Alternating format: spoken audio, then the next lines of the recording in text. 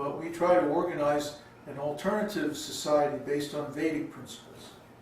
And that gives us a much more stable, much safer, more sustainable platform for civilization. And after this one crashes, we'll still be around. So, tune in at 11. Okay, number 46. Very attractive to all women. Any person who has special qualifications becomes immediately very attractive to women. A devotee made the following statement about the queens of Dwarka. How shall I describe the glories of the queens of Dwarka, who were personally engaged in the service of the Lord? The Lord is so great that simply by chanting his name, all great sages like Narada can enjoy transcendental bliss. So what can be said about those queens who were at every moment seeing the Lord and serving him personally? Krishna had 16,108 wives in Dwarka, and each and every one of them was attracted to Krishna just as iron is attracted by a magnet. There is a statement by a devotee, "My dear Lord, you are just like a magnet, and all the damsels of Raja are just like iron. In whatever direction you are moving, they are following you, just as iron is attracted by a magnetic force." Oh, that's very nice.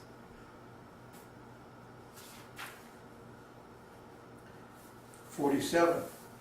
All-worshipable.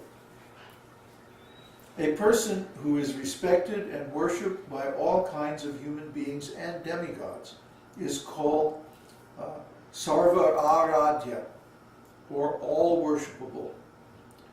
Krishna is worshipped not only by all living entities, including the great demigods like Lord Shiva and Lord Brahma, but also by Vishnu expansions, forms of Godhead such as Baladev and Shesha.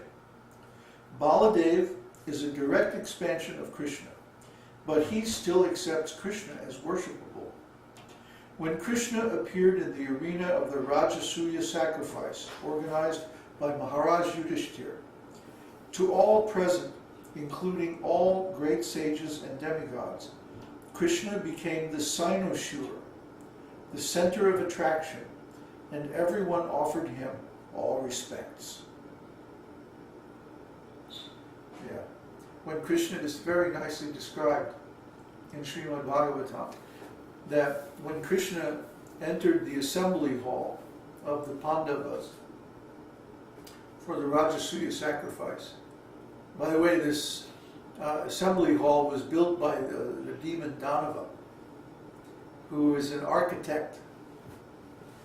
And he created all kinds of wonderful illusions in this assembly hall. Some places that looked like water were actually dry land, and the reverse. Some places that looked like dry land were actually water. And when Duryodhana came in there, he fell into water. And everyone was laughing at him, because they probably told him, don't step here. And because he hated to follow any instruction, he had to do it, he had to go there, so he fell in. And but everyone was gathered there. You can imagine there must have been thousands of family members and kings and so many soldiers and sages and brahmanas and everybody. And it must have been full of people. But then when Krishna came in, all the conversation stopped and all eyes turned toward Krishna. That's what cynosure means. The word cynosure means the center of attention. That whenever Krishna enters the room, everything stops and everyone becomes fixed on him. Because he has all good qualities, all attractive features. So when Krishna came in, everyone offered him their worship. And this was the actual beginning of the sacrifice when Krishna appeared. Number 48, all-opulent. Krishna is full in all opulences, strength, wealth, fame, beauty, knowledge, and renunciation. When Krishna was present in Dwarka, his family, which is known as the Yadu dynasty, consisted of 560 million members. And all of these family members were very obedient and faithful to Krishna. There were more than 900,000 big palatial buildings there to house all the people, and everyone in them respected Krishna as the most worshipable. Devotees were astonished to see the opulence of Krishna. You know, some people say, well, how could there be such a big city there? If you go there today, there's nothing. Well, some of it is buried down under. yes, it's in the ocean. It's described that when Krishna left this planet, then the city of Dwarka entered into the ocean. And recently they have done some sonar studies. They have, you know, this penetrating radar now that they use to look for artifacts. And they found so many buildings, actually all up and down the coast there, off of, it's in the province of Gujarat, state of Gujarat, that there's all kinds of buried houses in the mud in the ocean, just offshore. So Dwarka must have been a huge city, 900,000 buildings. I mean, that's an enormous city. And it was all surrounded by the ocean. No one could approach. So the whole thing sank into the ocean after Krishna left. And now, you know, of course, people are going to argue about it forever, but still, if they're going and looking, they'll find it.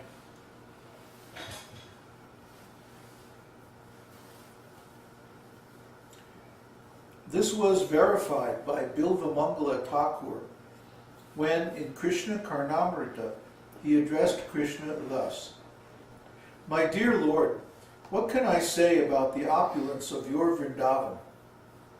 Simply the ornaments on the legs of the damsels of Vrindavan are more than Chintamani, and their dresses are as good as the heavenly Parijata flowers. And the cows exactly resemble the Surabhi cows in the transcendental abode. Therefore your opulence is just like an ocean that no one can measure." Number 49, that'll be the last one we do tonight. All honorable. A person who is chief among all important persons is called all honorable. When Krishna was living at Dwarka, demigods like Lord Shiva, Lord Brahma, Indra, the king of heaven, and many others used to come to visit him. The doorkeeper, who had to manage the entrance of all these demigods, one very busy day said, "My dear Lord Brahma and Lord Shiva, please sit down on this bench and wait. My dear Indra, please desist from reading your prayers. This is creating a disturbance. Please wait silently. My dear Varuna, please go away. And my dear demigods, do not waste your time uselessly. Krishna is very busy. He cannot see you."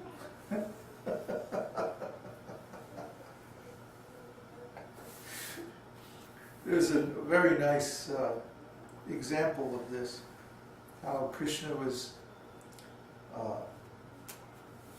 honored by all the demigods of all the universes. In Śrīmad-Bhāgavatam, in the story when Lord Brahma stole the cows and cowherd boys, that after Lord Brahma realized his mistake and he came and offered prayers and obeisances to Krishna, then Krishna called, well, first of all, Krishna showed how all of the cows and cowherd boys were actually Vishnu expansions. And so he manifested Vishnu expansions and then withdrew them into his body and then manifested them again several times. Thousands of Vishnu expansions. And of course, you know, Vishnu is Lord Brahma's father, so, and worshipable deity. So to Lord Brahma, this is like mind-blowing, overwhelming, right? But he didn't stop.